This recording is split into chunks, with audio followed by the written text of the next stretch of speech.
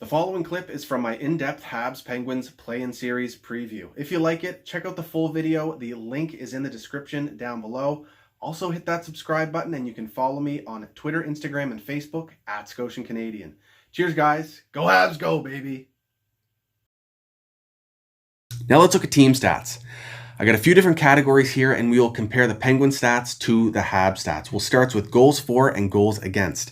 The Pittsburgh Penguins were 13th in goals for this season and 21st in goals against. So about average on goals for and above average for goals against. So looking good for the Pittsburgh Penguins there in comparison to the Habs, who were 18th in goals for and 9th in goals against. So bit of an opposite look there for the Montreal Canadiens. Shots against for the Pittsburgh Penguins, third last in the NHL. They gave up the third least amount of shots.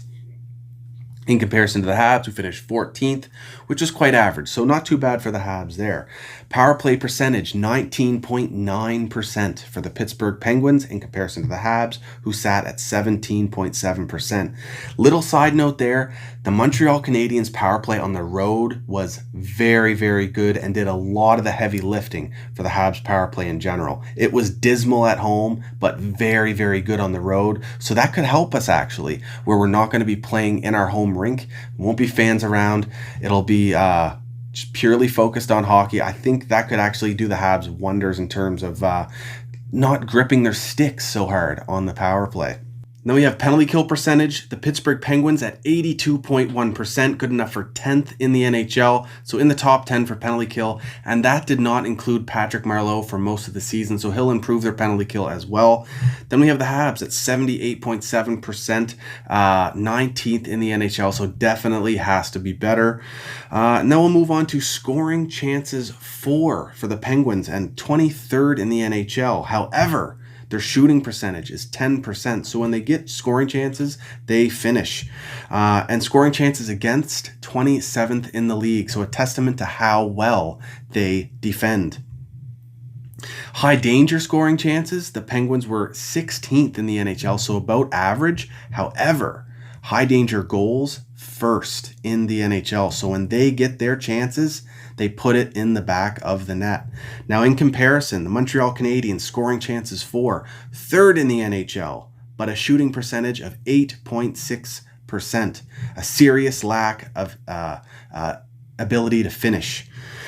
Scoring chances against, 22nd in the league, so not bad there. They don't give up a whole lot.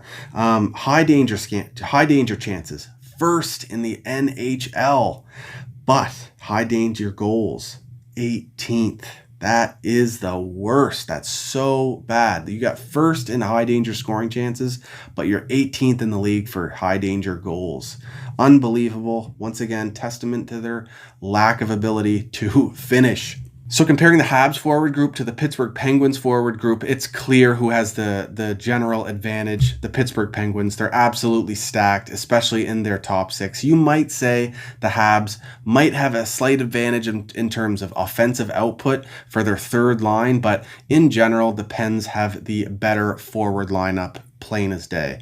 Now, if you look at the D groups, you'd almost look and say that the Canadiens have the advantage here, because realistically, you look at it, the Canadiens have Jeff Petrie to the Penguins' Chris Letang. You can cancel those out. Then you have Ben Sherratt to Brian Dumoulin. I'd say Dumoulin has the slight advantage there, but you can cancel those out, let's say. And that leaves Shea Weber, and the Penguins do not have anyone that can match Shea Weber once you cancel those players out. However, as a group, when you consider the Penguins have Marcus Pettersson, that rookie John Marino, Jack Johnson, and Justin Schultz, that's a lot of NHL experience, veteran experience, and especially ability to shut plays down, whereas the Habs are lacking that experience and ability to play sound defensively consistently with Victor Mete, Brett Kulak, Cale Fleury, Noah Juleson, and players like this.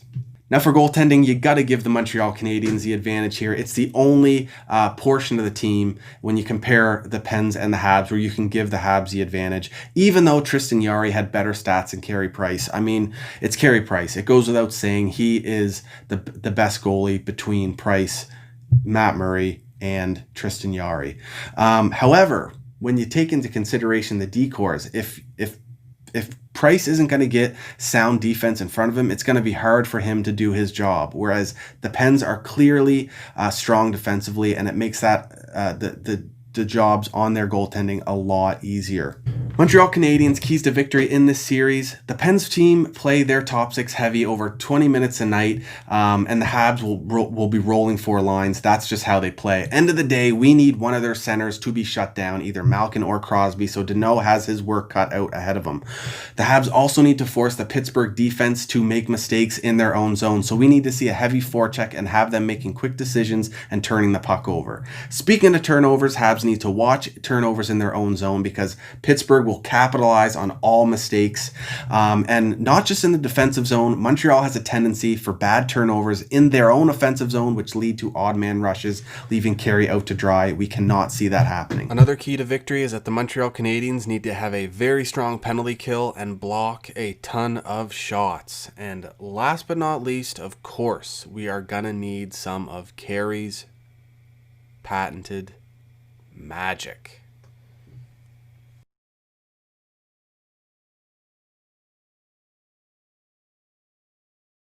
As you can see, I have a little guest here making her debut on the Scotian Canadian channel. Yes, you are. This is my beautiful daughter. Go ahead, go. Woo!